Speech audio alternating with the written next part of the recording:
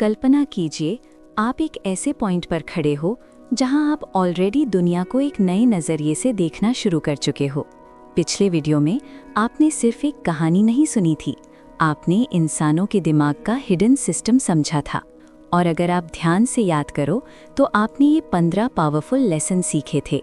आपने सीखा कि कैसे हर इंसान के अंदर पेरेंट, अडल्ट और चाइल्ड नाम के 3 स्टेट्स काम करते हैं, कैसे हर कॉन्वर्सेशन एक ट्रांजैक्शन होती है, कैसे क्रॉस ट्रांजैक्शंस मिसअंडरस्टैंडिंग क्रिएट करती हैं, कैसे लोग अपना टाइम स्ट्रक्चर करते हैं रिचुअल्स और पास टाइम्स के थ्रू, कैसे धीरे धीरे ये इंटरैक्शंस गेम्स में कन्वर्ट हो जाते हैं। आपने समझा कि Y don't you yes but game में लोग सोल्यूशन नहीं चाहते। आपने देखा किकवे गेम, जहां लोग खुद को विक्टिम बनाते हैं। आपने सीखा सी what you made me do, जहां ब्लेम शिफ्ट होता है। आपने कोर्ट रूम गेम, जहां लोग जज बन जाते हैं। आपने कॉर्नर गेम, जहां इंसान दूसरे को ट्रैप करता है। आपने समझा कि हर गेम के पीछे एक हिडन पे ऑफ होता है, कैसे लोग सिंपैथी, पावर और अटेंशन के लिए गेम्स खेलते हैं, कैसे रिलेशनशिप्स अननोइंगली टॉक्सिक बन जाते हैं, कैसे लोग रोल्स प्ले करते हैं, विक्टिम, रेस्क्यूअर और पर्सिक्यूटर के। और सबसे इम्पॉर्टेंट, आपने ये समझा कि आप भी इन गेम्स का हिस्सा रहे हो बिना रियलाइज किए।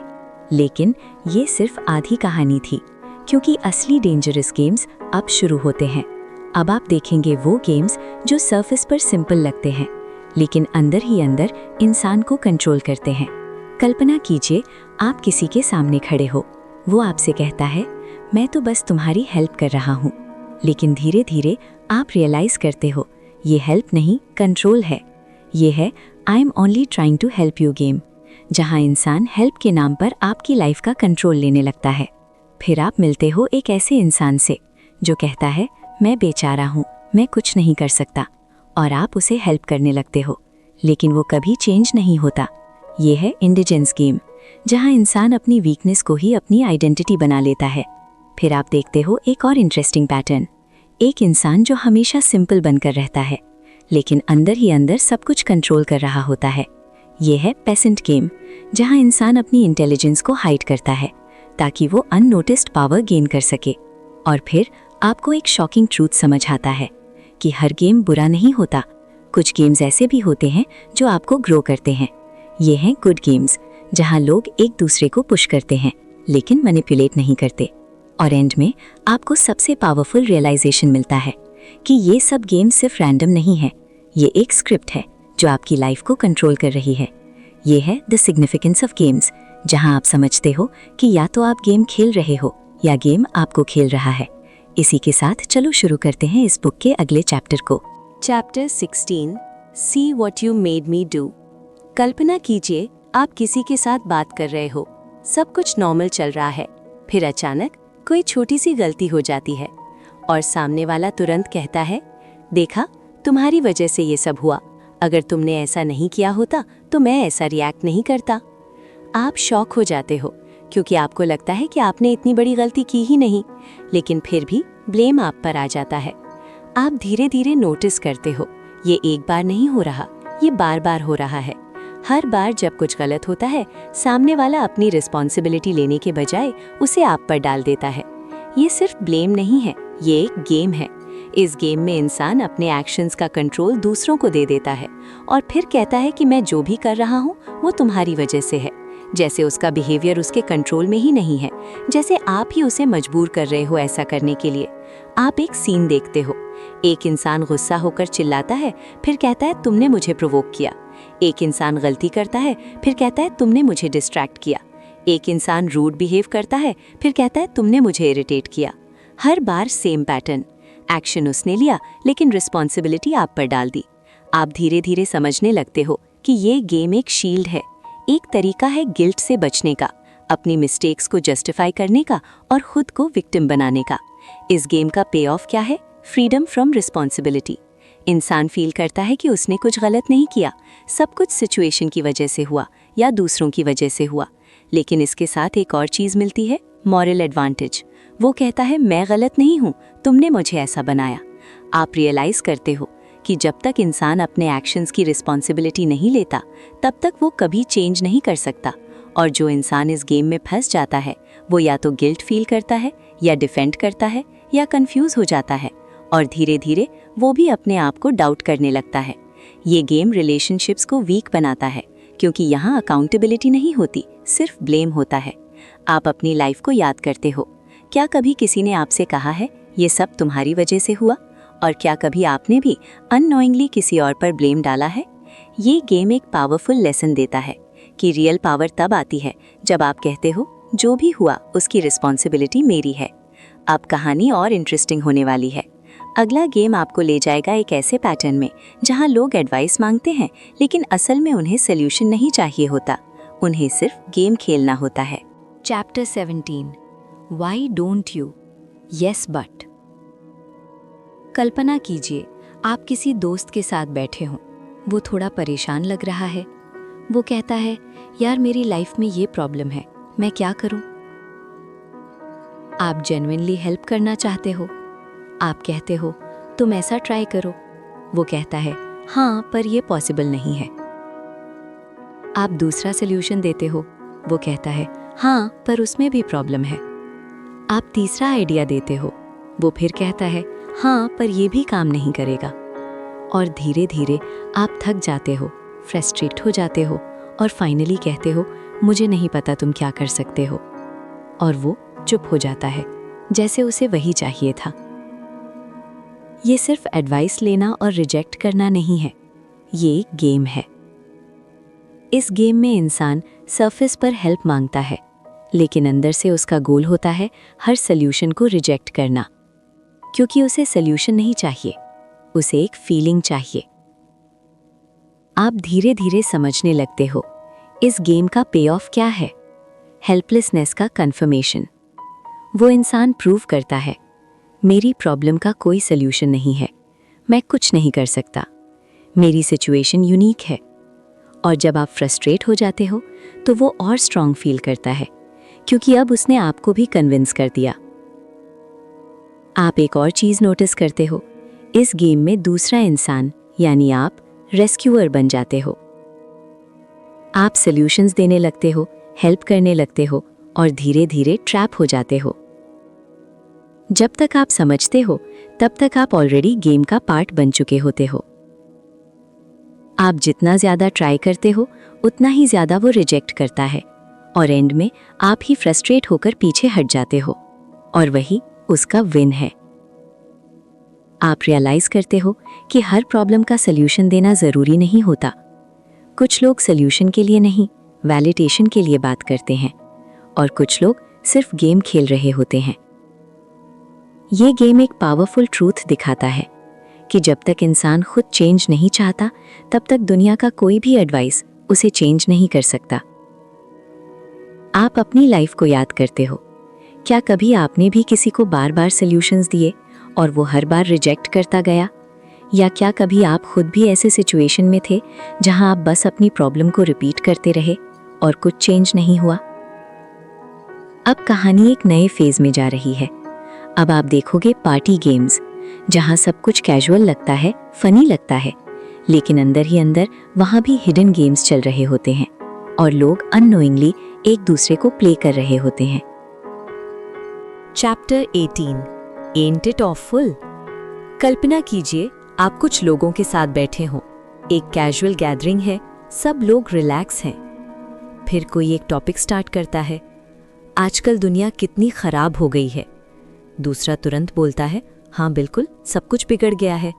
तीसरा ऐड करता है सिस्टम ही करप्ट है।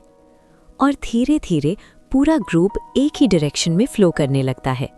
Complaints, negativity, problems. आप नोटिस करते हो सब लोग अग्री कर रहे हैं, सब एक दूसरे की बात को सपोर्ट कर रहे हैं और सबको अजीब सा सेटिस्फैक्शन मिल रहा है। ये सिर्फ डिस्कशन नहीं है, ये एक गेम है। इस गेम का नाम है एंट इट ऑफुल, जहां लोग एक साथ मिलकर दुनिया की बुराई करते हैं, सिचुएशंस को एग्जैजरेट करते हैं और नेगेटिविटी शेयर करते हैं। आप धीरे धीरे समझने लगते हो कि ये लोग सल्यूशन नहीं ढूंढ रहे, ये लोग कनेक्शन ढूंढ रहे हैं।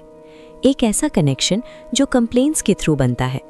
जब कोई कहता है सब कुछ खराब है और दूसरा कहता है हाँ बिल्कुल, तो दोनों एक कॉमन ग्राउंड पर आ जाते हैं और यही उनका बॉन्डिंग मोमेंट होता है। आप एक और चीज़ नोटिस करते हो, इस गेम में कोई रिस्पॉन्सिबिलिटी नहीं लेता, कोई ये नहीं कहता कि मैं क्या कर सकता हूँ। सब सिर्फ प्रॉब्लम को हाईलाइट करते हैं और एक दूसरे को रीइंफोर्स करते हैं। इस गेम का पे ऑफ क्या है? राइचियसनेस और बिलोंगिंग। इंसान फील करता है कि वो सही है, दुनिया गलत है, और साथ ही वो अकेला नहीं है, उसके जैसे और लोग भी हैं। आप रियलाइज करते हो कि कभी-कभी नेगेटिविटी सिर्फ नेगेटिविटी नहीं होती, वो एक सोशल ग्लू होती है जो लोगों को जोड़ती है। लेकिन इसकी एक कॉस्ट होती है। जितना ज़्यादा इंसान इस गेम में रहता है, उतना ही वो पावरलेस फील करता है, क्योंकि वो सिर्फ प्रॉब्लम्स देख रहा है, सॉल्यूशंस नहीं। आप अपनी लाइफ को याद करते हो, कितनी बार आप ही किसी ग्रुप में बैठे और बस कंप्लेन करते रहे, और उस मोमेंट में आपको थोड़ा सा कनेक्शन फील हुआ, लेकिन बाद में कुछ चेंज नहीं हुआ। ये गेम एक डीप ट्रूथ दिखाता है कि अगर आप सिर्फ प्रॉब्लम्स पर फोकस करोगे तो आप हमेशा पावरलेस फील करोगे, चाहे आप अकेला हो या ग्रुप में। अब कहानी और इंटरेस्टिंग होने वाली है। अगला गेम आपको ले जाएगा एक ऐसे पैटर्न में जहां लोग सरफेस पर किसी की तारीफ करते हैं, लेकिन अंदर ही अंदर कुछ और ही चल रहा होता है और असली मैसेज हिडन होता है। कल्पना कीजिए, आप कुछ लोगों के साथ बैठे हो, एक लाइट कॉन्वर्सेशन चल रही है। कोई एक इंसान किसी तीसरे इंसान के बारे में बात करना स्टार्ट करता है। वो कहता है, वो लड़की ना बहुत स्वीट है, ब्लेस हर हार्ट। फिर हल्की सी स्माइल के साथ ऐड करता है, बस थोड़ी सी केयरलेस है और कभी-कभी बिल्कुल इमेच्योर बिहेव करती है। दूसरे लोग भी ज्वाइन करते हैं, हाँ वो अच्छी है, लेकिन उसे कुछ समझ नहीं आता। वो इनोसेंट है पर थोड़ी अजीब है। आपको लगता है ये लोग तारीफ कर रहे हैं, लेकिन धीरे धीरे आपको फील होता है ये तारीफ नहीं है, ये एक हिडन क्रिटिसिज्म है। ये है ब्लेस हर हार्ट का गेम। इस गेम में इंसान सरफेस पर पॉजिटिव वर्ड्स यूज करता है, लेकिन अंदर से मैसेज नेगेटिव होता है। जैसे एक शुगर कोटेड इंसल्ट, जहां शब्द सॉफ्ट होते हैं लेकिन मीनिंग शार्प होता है। आप धीरे धीरे समझने लगते हो कि ये लोग डायरेक्टली क्रिटिसाइज क्यों नहीं करते, क्योंकि डायरेक्ट क्रिटिसिज्म रिस्की होता है, वहाँ कॉन्फ्रंटेशन हो सकता है। इसलिए वो इनडायरेक्ट तरीका चूज करते हैं जहाँ वो अपनी सुपीरियॉरिटी फील कर सकें बिना ओपनली अटैक किए। इस गेम का पे ऑफ क्या है? Moral superiority. इंसान फील करता है कि वो पोलाइट है, काइंड है, लेकिन साथ ही साथ वो दूसरे को नीचे भी दिखा रहा है। आप एक और चीज़ नोटिस करते हो, ये गेम अक्सर ग्रुप सेटिंग्स में होता है, जहां लोग एक दूसरे के साथ बॉन्ड करते हैं किसी तीसरे इंसान के एक्सपेंस पर। एक इंसान बात स्टार्ट करता है, दूसरे अग्री करते हैं और धीरे धीरे एक साइलेंट कंसेंसस बन जाता है कि वो तीसरा इंसान थोड़ा लेस है। और इस प्रोसेस में ग्रुप के अंदर एक इनविजिबल यूनिटी क्रिएट होती है, हम बेटर हैं, वो नहीं। आप रियलाइज़ करते हो कि ये गेम डेंजरस है, क्योंकि ये ट्रस्ट को डिस्ट्रॉय करता है और रिलेशनशिप्स में हिडन नेगेटिविटी क्रिएट करता है। और सबसे इम्पॉर्टेंट, ये गेम अक्सर अननोटिस रहता है, क्योंकि सब कुछ पोलाइट लैंग्वेज में हो रहा होता है। आप अपनी लाइफ को याद करते हो, क्या कभी आपने किसी के बारे में ऐसे बात की है, या क्या कभी किसी ने आपके बारे में ऐसे इनडायरेक्टली क्रिटिसाइज किया है? ये गेम एक पावरफुल लेसन देता है कि सच बोलना मुश्किल हो सकता है, लेकिन इनडायरेक्ट क्रिटिसिज्म और भी ज़्यादा डैमेज करता है। अब कहानी और इंटरेस्टिंग होने वाली है। अगला गेम आपको ले जाएगा एक ऐसे पैटर्न में जहां एक इंसान बार बार गलती करता है और हर बार किसी और को उसका बर्डन उठाना पड़ता है, जैसे वो खुद ही केओस क्रिएट करता हो और दूसरे उसे क्लीन करते रहते हैं। चैप्टर 20, श्लमील। कल्पना कीजिए आप एक ऐसे इंसान के साथ हो जो हर बार कुछ ना कुछ गड़बड़ कर देता है। वो चाय गिरा देता है, इम्पॉर्टेंट फाइल डिलीट कर देता है, गलत जगह मैसेज भेज देता है, और हर बार वो कहता है, सॉरी, मेरा मतलब नहीं था। शुरू में आप हंस देते हो, आपको लगता है चलो कोई बात नहीं, मिस्टेक हो गई। लेकिन धीरे धीरे आप नोटिस करते हो, ये एक बार नहीं हो रहा, ये बार बार हो रहा है। और इंटरेस्टिंग बात, हर बार उसकी मिस्टेक का बर्डन किसी और को उठाना पड़ता है। आप क्लीन करते हो, आप फिक्स करते हो, आप मैनेज करते हो, और वो बस एक सॉरी के साथ आगे बढ़ जाता है। ये सिर्फ क्लमजीनेस नहीं है, ये एक गेम है। इस गेम का नाम है श्लमील, जहाँ एक इंसान रिपीटेडली मिस्टेक्स करता है और दूसरा इंसान उसे टॉलरेट करता है, उसके कॉन्सिक्वेंसेस हैंडल करता है। आप धीरे धीरे समझने लगते हो इस गेम में 2 रोल्स होते हैं, एक जो मेस क्रिएट करता है और एक जो उसे क्लीन करता है। और जब तक ये डायनामिक चलता रहता है, गेम भी चलता रहता है।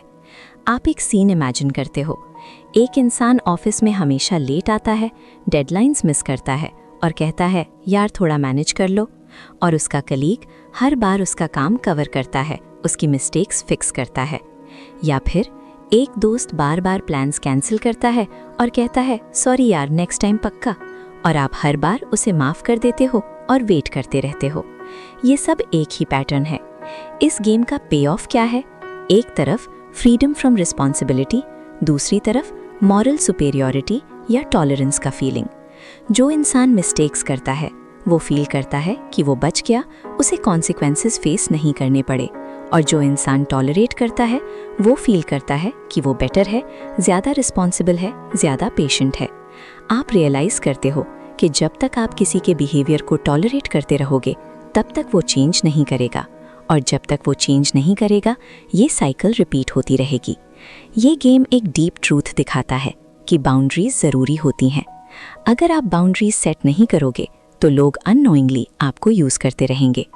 आप अपनी लाइफ को याद करते हो, क्या कोई ऐसा इंसान है जिसके मिस्टेक्स आप बार बार कवर करते हो, या क्या कभी आप खुद भी ऐसे बिहेव करते हो जहां आप अज्यूम कर लेते हो कि कोई और हैंडल कर लेगा? अब कहानी और इंटरेस्टिंग होने वाली है। अगला पार्ट आपको ले जाएगा सेक्सुअल गेम्स की दुनिया में, जहां अट्रैक्शन, ईगो और पावर एक साथ मिक्स होते हैं, और जहां इमोशंस और इंटेंशंस दोनों कॉम्प्लेक्स हो जाते हैं। Chapter 21 let's you and him fight. कल्पना कीजिए आप एक ग्रुप में हो, सब लोग नॉर्मल बात कर रहे हैं, सब कुछ पीसफुल लग रहा है। फिर अचानक एक इंसान कुछ ऐसा बोलता है। वो कहता है तुम्हें पता है उसने तुम्हारे बारे में क्या कहा? दूसरा इंसान थोड़ा अलर्ट हो जाता है, वो पूछता है क्या कहा? वो कहता है छोड़ो रहने दो, मुझे नहीं लगता तुम्हें बताना चाहिए। अब क्यूरियोसिटी और बढ़ जाती है, वो कहता है नहीं नहीं बताओ, और फिर वो एक ऐसी बात बोलता है जो टेंशन क्रिएट कर देती है।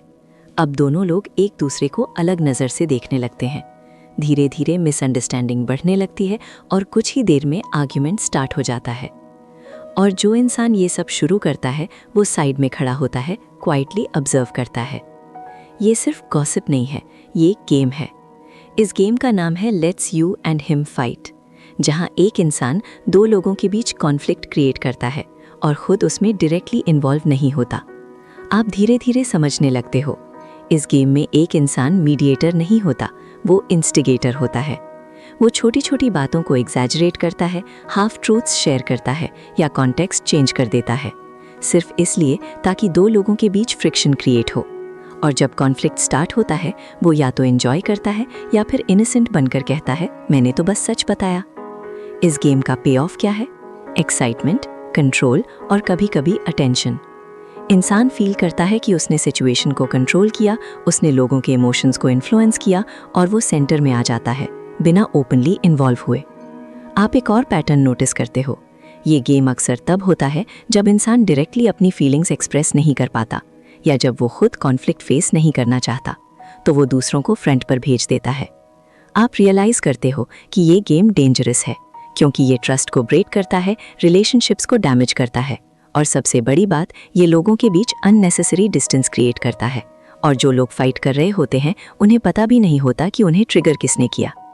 आप अपनी लाइफ को याद करते हो, क्या कभी किसी ने आपको किसी के अगेंस्ट भड़काया है, या क्या कभी आपने किसी तीसरे इंसान की बात सुनकर अपनी ओपिनियन चेंज की है?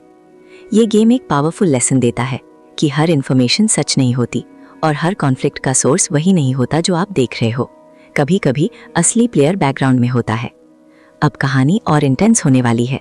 अगला गेम आपको ले जाएगा एक और कॉम्प्लेक्स पैटर्न में, जहां सरफेस पर डिजायर दिखाई देता है लेकिन अंदर ही अंदर इंटेंशन बिल्कुल अलग होता है, और एंड और भी ज्यादा कंफ्यूजिंग। Chapter 22 perversion. कल्पना कीजिए आप एक ऐसे इंटरैक्शन को देख रहे हो जहां सब कुछ नॉर्मल लगता है लेकिन अंदर ही अंदर कुछ अजीब सा फील हो रहा है। 2 लोग बात कर रहे हैं, सरफेस पर सब कुछ फ्रेंडली है लेकिन टोन में एक हिडन टेंशन है। एक इंसान दूसरे को सटली पुश कर रहा है, बाउंड्रीज टेस्ट कर रहा है, सिग्नल्स दे रहा है, और दूसरा इंसान कंफ्यूज है। क्या ये नॉर्मल है या कुछ और चल रहा है? ये सिर्फ अट्रैक्शन या क्यूरियोसिटी नहीं है, ये एक गेम है। इस गेम में इंसान सरफेस पर एक चीज़ दिखाता है, लेकिन अंदर से उसका इंटेंशन कुछ और होता है। वो दूसरे को एक ऐसे जोन में ले जाता है जहाँ कन्फ्यूजन क्रिएट होता है, जहाँ क्लियर बाउंड्रीज ब्लर हो जाती हैं, और जब सिचुएशन थोड़ी इंटेंस हो जाती है, वो सडनली पीछे हट जाता है या ब्लेम शिफ्ट कर देता है।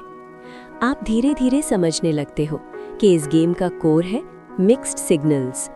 एक तरफ इंटरेस्ट दिखाना, दूसरी तरफ डिनाई करना, एक तरफ पुश करना, दूसरी तरफ विड्रॉ करना, और इस प्रोसेस में दूसरा इंसान इमोशनल और मेंटल कंफ्यूजन में फंस जाता है।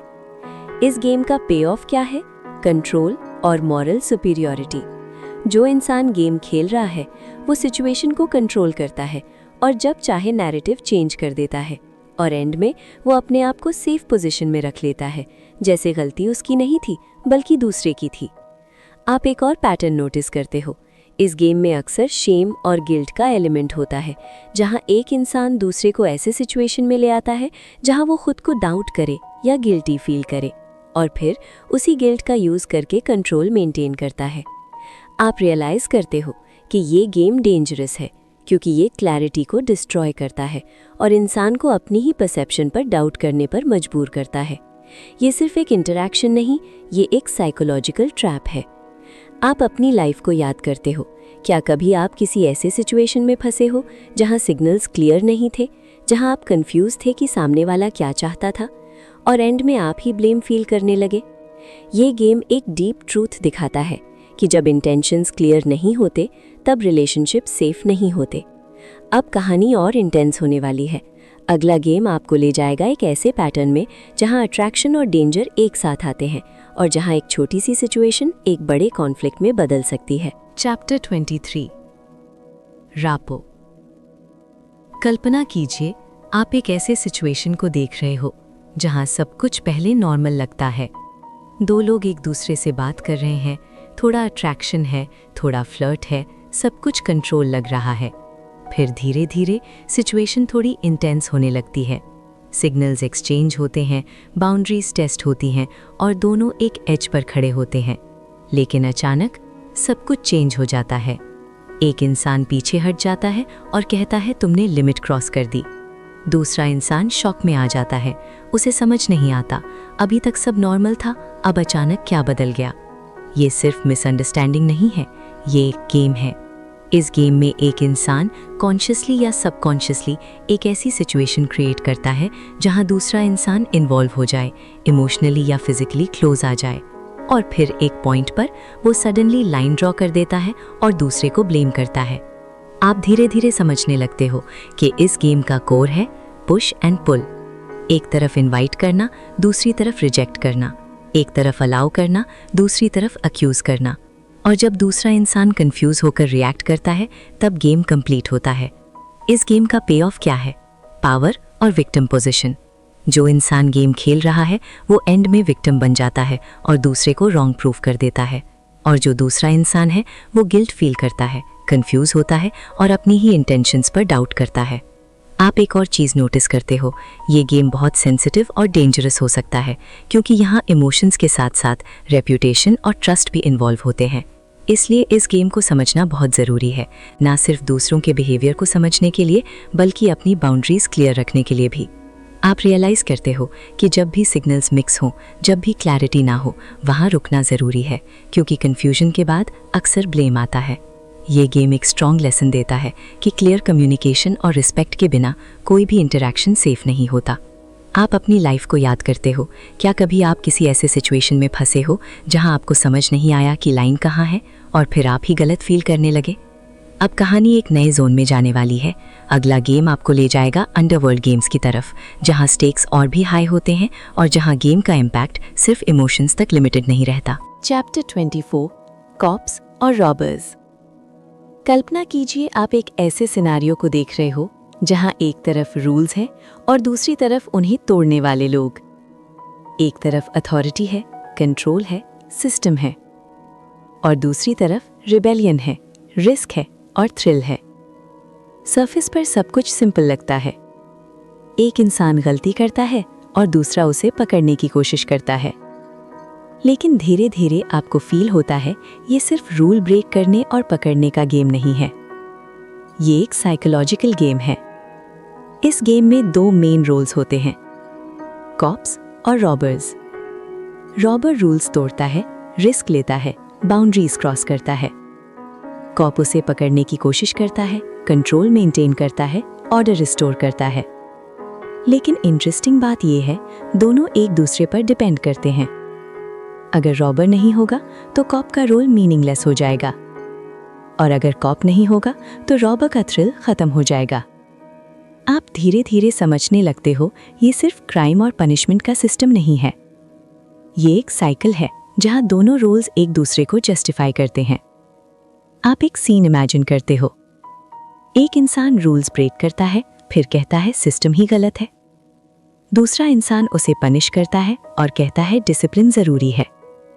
दोनों अपनी अपनी पोजीशन को डिफेंड करते हैं और दोनों अपने आप को राइट समझते हैं।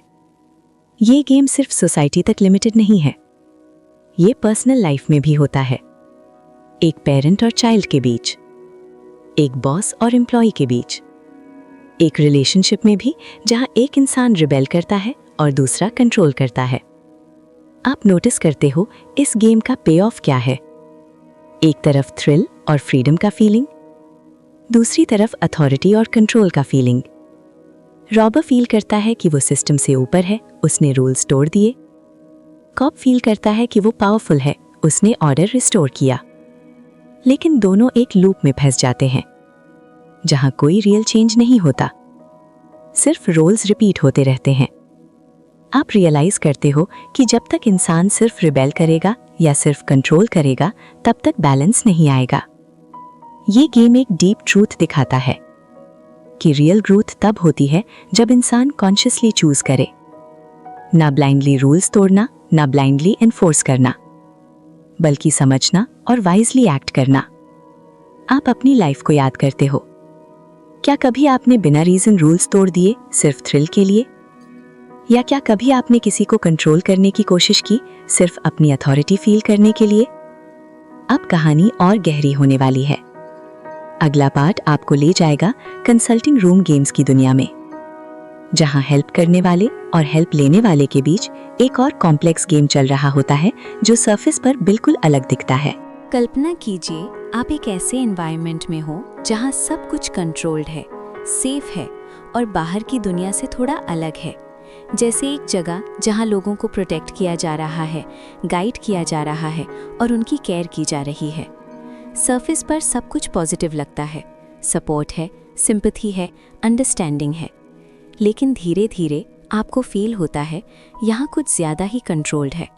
लोग खुद से डिसीजंस नहीं ले रहे, उन्हें बताया जा रहा है क्या सही है, क्या गलत है। और जो लोग यहाँ हैं वो धीरे धीरे डिपेंडेंट होते जा रहे हैं। ये सिर्फ केयर नहीं है, ये एक गेम है। इस गेम का नाम है ग्रीन हाउस, जहाँ एक इंसान या सिस्टम दूसरों को इतना प्रोटेक्ट करता है, इतना गाइड करता है कि वो खुद स्ट्रांग नहीं बन पाते। जैसे एक प्लांट को ग्रीन हाउस में रखा जाता है, controlled temperature, controlled light, controlled environment, वो ग्रो तो करता है लेकिन नेचुरल कंडीशंस में सर्वाइव नहीं कर पाता। आप धीरे धीरे समझने लगते हो, इस गेम में एक इंसान रेस्क्यूअर का रोल प्ले करता है। वो कहता है मैं तुम्हारी हेल्प कर रहा हूँ, मैं तुम्हें प्रोटेक्ट कर रहा हूँ, लेकिन अंदर ही अंदर वो कंट्रोल मेंटेन कर रहा होता है। और जो दूसरा इंसान है वो डिपेंडेंट बन जाता है। वो खुद डिसीजन लेने से डरने लगता है, खुद रिस्क लेने से बचने लगता है। आप एक सीन इमेजिन करते हो, एक मेंटोर हर छोटी बात में गाइड करता है, हर डिसीजन में इंटरवीन करता है। एक पेरेंट अपने चाइल्ड को इतना प्रोटेक्ट करता है कि वो खुद कुछ ट्राई नहीं करता। एक बॉस अपनी टीम को इतना कंट्रोल करता है कि कोई इंडिपेंडेंट सोच नहीं पाता। ये सब एक ही पैटर्न है।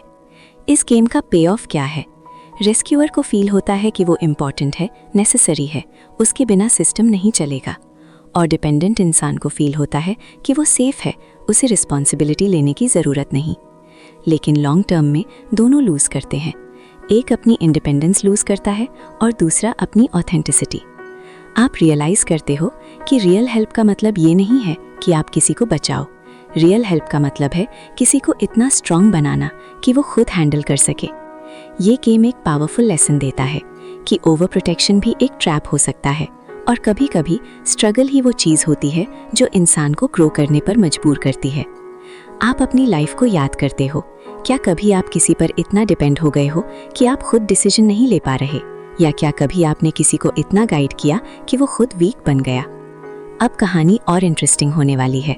अगला गेम आपको ले जाएगा एक ऐसे पैटर्न में जहां हेल्प देने का नाम लेकर लोग एक्चुअली एक और डीपर गेम खेलते हैं और जहां इंटेंशन और रिजल्ट दोनों बिल्कुल अलग होते हैं। Chapter 26 I am only trying to help you.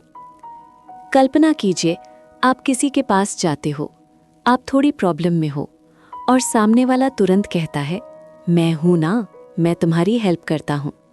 आपको रिलीफ फील होता है, आप अपनी प्रॉब्लम शेयर करते हो। वो इंसान तुरंत सॉल्यूशंस देने लगता है, एडवाइस देने लगता है, डायरेक्शन देने लगता है। शुरू में सब कुछ परफेक्ट लगता है, आपको लगता है कोई है जो आपको गाइड कर रहा है, सपोर्ट कर रहा है। लेकिन धीरे धीरे आप नोटिस करते हो वो इंसान सिर्फ हेल्प नहीं कर रहा, वो कंट्रोल कर रहा है। वो डिसाइड कर रहा है आप क्या करोगे, कैसे करोगे, कब करोगे। और अगर आप उसकी बात फॉलो नहीं करते तो वो हर्ट हो जाता है या इरिटेट हो जाता है। वो कहता है मैं तो बस तुम्हारी हेल्प कर रहा था। आप कंफ्यूज हो जाते हो, क्या ये हेल्प है या प्रेशर? ये सिर्फ एडवाइस देना नहीं है, ये एक गेम है। इस गेम में इंसान रेस्क्यूअर बनकर आता है। वो हेल्प ऑफर करता है, सॉल्यूशंस देता है, लेकिन अंदर से उसका गोल होता है अपनी इंपॉर्टेंस फील करना, कंट्रोल मेंटेन करना और सुपीरियर फील करना। आप धीरे धीरे समझने लगते हो इस गेम का पैटर्न क्या है। स्टेप 1 हेल्प ऑफर करना, स्टेप 2 एडवाइस देना, स्टेप 3 एक्सपेक्टेशन रखना कि दूसरा फॉलो करे, स्टेप 4 जब दूसरा फॉलो ना करे तो फ्रस्ट्रेशन या ब्लेम, और फिर वो कहता है देखा तुम मेरी बात नहीं सुनते, इसलिए तुम्हारी प्रॉब्लम सॉल्व नहीं होती। आप एक और चीज़ नोटिस करते हो, जो इंसान हेल्प ले रहा है वो भी इस गेम का पार्ट बन जाता है। वो रिस्पॉन्सिबिलिटी शिफ्ट कर देता है। अगर चीज़ सही हुई तो क्रेडिट हेल्पर को, अगर गलत हुई तो ब्लेम हेल्पर को। और धीरे धीरे दोनों एक लूप में फंस जाते हैं। एक हेल्प करता रहता है, दूसरा फॉलो नहीं करता, फिर ब्लेम होता है, फिर रिपीट। इस गेम का पे ऑफ क्या है? हेल्पर को मिलता है इम्पोर्टेंस और सुपीरियॉरिटी और दूसरे इंसान को मिलता है रिस्पॉन्सिबिलिटी से एस्केप।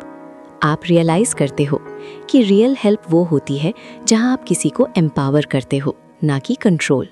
और रियल ग्रोथ तब होती है जब इंसान खुद डिसीजन लेता है, खुद मिस्टेक करता है और खुद सीखता है।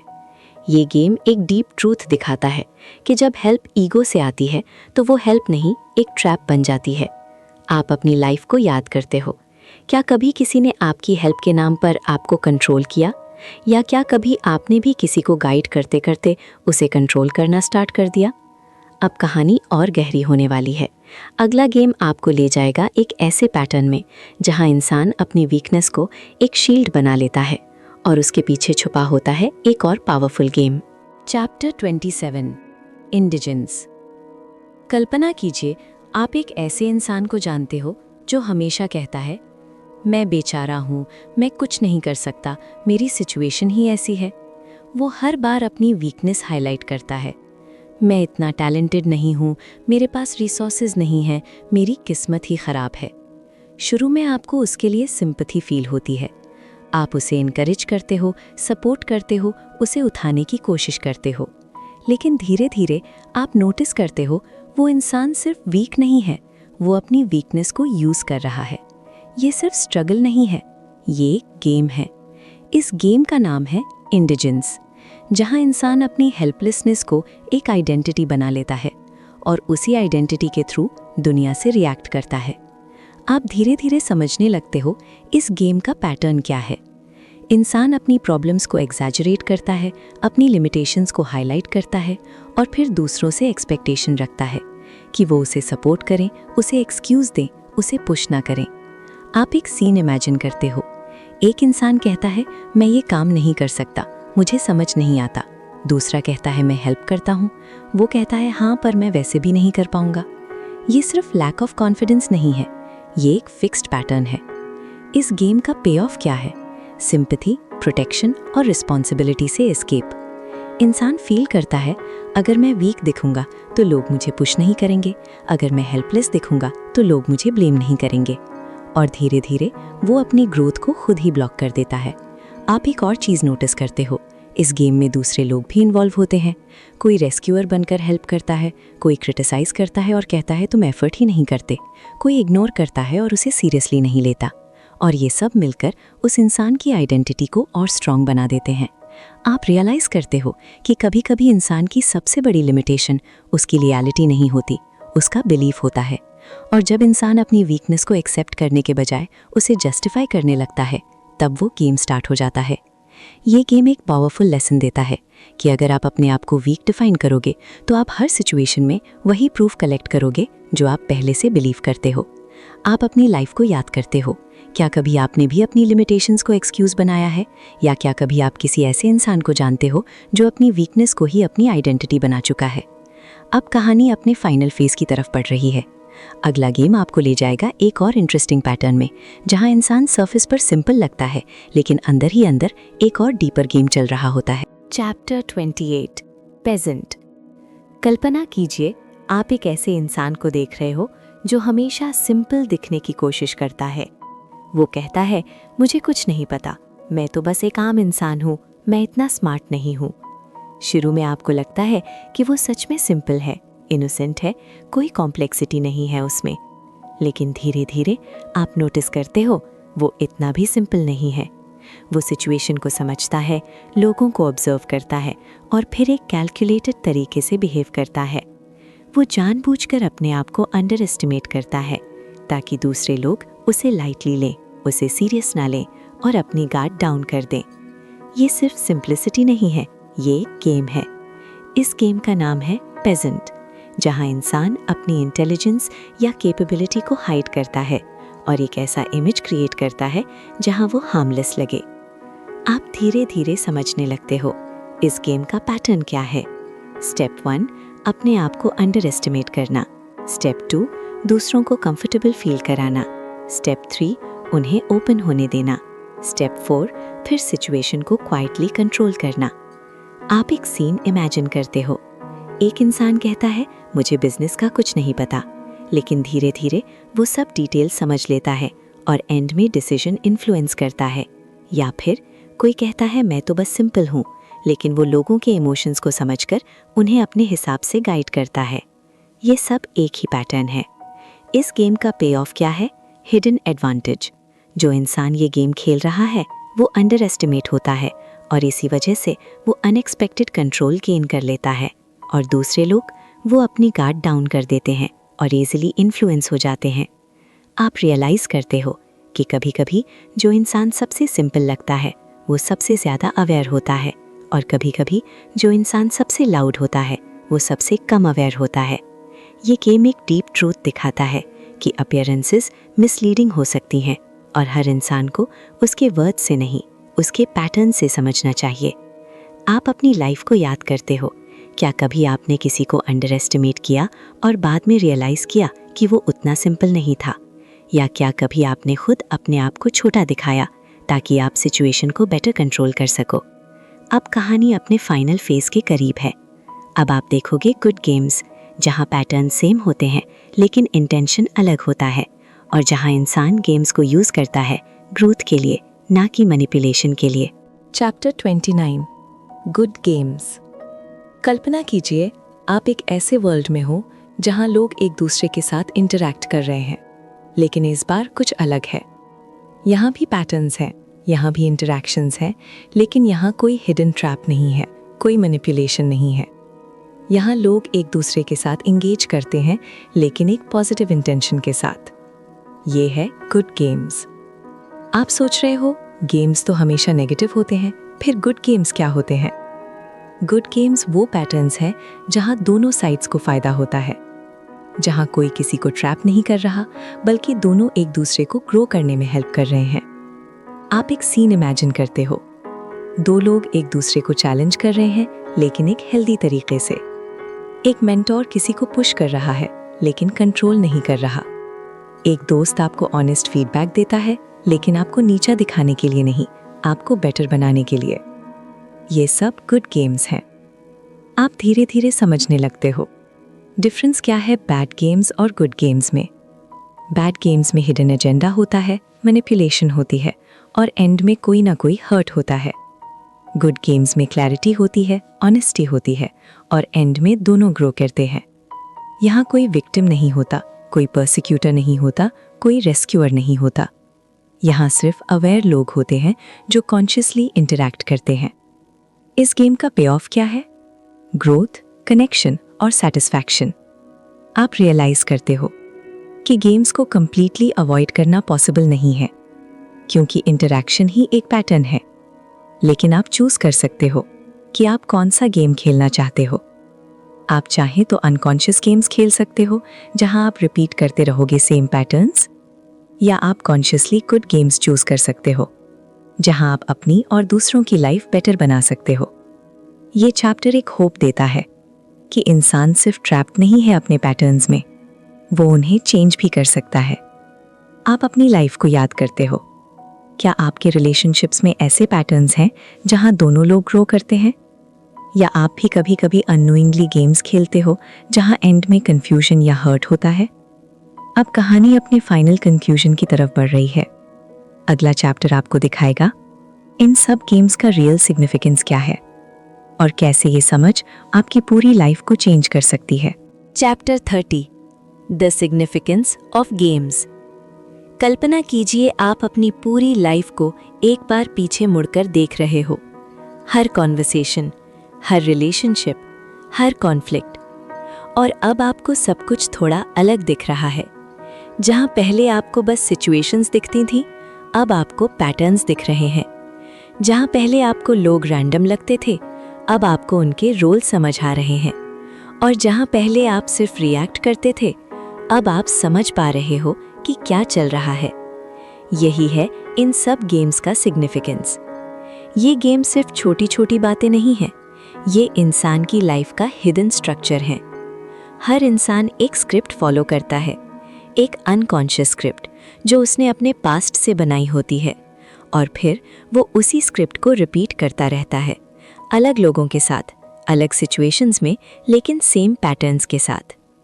आप धीरे धीरे समझने लगते हो कि ये गेम्स सिर्फ एंटरटेनमेंट नहीं है, ये सर्वाइवल मैकेनिज्म्स हैं जिनके थ्रू इंसान अपनी इमोशंस को हैंडल करता है, अपनी नीड्स को फुलफिल करता है और अपनी आइडेंटिटी को मेंटेन करता है। लेकिन प्रॉब्लम तब होती है जब इंसान इन गेम्स में फंस जाता है और उसे लगता है कि यही रियलिटी है। आप रियलाइज करते हो कि रियल फ्रीडम तब आती है जब आप गेम को देख पाते हो, जब आप समझ जाते हो कि ये एक पैटर्न है, और जब आप कॉन्शियसली डिसाइड करते हो कि आपको इस गेम का पार्ट नहीं बनना। ये चैप्टर एक फाइनल ट्रूथ दिखाता है कि इंसान के पास चॉइस होती है, चाहे तो वो अपनी पुरानी स्क्रिप्ट को रिपीट करे या चाहे तो वो एक नई स्क्रिप्ट लिखे। आप अपनी लाइफ के कुछ मोमेंट्स याद करते हो जहां आपने रिएक्ट किया बिना सोचे समझे, जहां आप किसी गेम में फंस गए बिना रियलाइज किए, और फिर आप सोचते हो अगर उस वक्त मुझे ये सब समझ होता तो मैं शायद कुछ और चूज करता। यही इस कहानी का पर्पस है, आपको अवेयरनेस देना, ताकि आप अपनी लाइफ को कॉन्शियसली जी सको, ना कि पैटर्न्स के कंट्रोल में। अब आप देख सकते हो कौन सा गेम चल रहा है, कौन सा रोल प्ले हो रहा है, और सबसे इम्पॉर्टेंट, आप डिसाइड कर सकते हो कि आपको खेलना है या बाहर निकलना है। ये कहानी यहीं ख़त्म नहीं होती, ये यहीं से शुरू होती है आपकी रियल लाइफ में। ये वीडियो अब यहीं पर ख़त्म होती है। इस वीडियो में अब तक आपने सीखा कि कैसे आप लोगों के साथ होने वाली हर छोटी बड़ी बात के पीछे छुपे हुए हिडन गेम्स को पहचान सकते हो, कैसे हर इंसान के अंदर पेरेंट, अडल्ट और चाइल्ड जैसे अलग अलग स्टेट्स काम करती हैं, और कैसे हर कॉन्वर्सेशन एक सिंपल बात नहीं बल्कि एक ट्रांजैक्शन होती है। आपने ये भी समझा कि लोग अपना टाइम कैसे स्ट्रक्चर करते हैं, रिचुअल से लेकर पास टाइम्स तक, और कैसे धीरे धीरे ये सब गेम्स में कन्वर्ट हो जाता है। आपने देखा कि कुछ लोग विक्टिम बनकर सिंपैथी लेते हैं, कुछ लोग ब्लेम करके पावर फील करते हैं, और कुछ लोग रेस्क्यू करके अपनी इंपॉर्टेंस दिखाते हैं। और सबसे इम्पॉर्टेंट, आपने ये समझा कि ये सब कुछ कॉन्शियसली नहीं होता, ये एक पैटर्न होता है, एक स्क्रिप्ट होती है जो इंसान बार बार रिपीट करता है। आपने ये भी देखा कि कैसे कुछ गेम्स आपको ट्रैप कर देते हैं, जैसे Y don't you yes but, kick me, see what you made me do, जहां आप अननोइंगली एक रोल प्ले करने लगते हो। और कैसे कुछ गेम्स रिलेशनशिप्स को डैमेज कर देते हैं, जैसे कोर्ट रूम, कॉर्नर या हिडन क्रिटिसिज्म वाले गेम्स। लेकिन सबसे पावरफुल बात जो आपने सीखी वो ये है कि आप इन सब गेम से बाहर आ सकते हो। जब आप अवेयर हो जाते हो, जब आप समझ जाते हो कि क्या चल रहा है, तब आप रिएक्ट करना बंद कर देते हो और कॉन्शियसली रिस्पॉन्ड करना शुरू कर देते हो। तब आप चूज़ करते हो कि आपको विक्टिम बनना है या रिस्पॉन्सिबल बनना है। आप चूज़ करते हो कि आपको गेम खेलना है या उससे ब्रेक करना है, और वहीं से आपकी लाइफ चेंज होने लगती है। अब जब आप किसी से बात करोगे, आप सिर्फ वर्ड्स नहीं सुनोगे, आप पैटर्न्स देखोगे। अब जब कोई आपको ब्लेम करेगा, आप कंफ्यूज नहीं होगे, आप समझ जाओगे। अब जब कोई गेम स्टार्ट करेगा, आप उसका पार्ट नहीं बनोगे, और वही आपकी रियल पावर है। अगर आपको ये कहानी पसंद आई हो और आप ऐसे ही पावरफुल साइकोलॉजिकल इंसाइट्स और रियल लाइफ लेसन सीखना चाहते हो, तो अभी चैनल को सब्सक्राइब करो और इस वीडियो को लाइक ज़रूर करो, क्योंकि यहाँ आप सिर्फ स्टोरीज नहीं देखते, यहाँ आप अपनी लाइफ को समझना शुरू करते हो।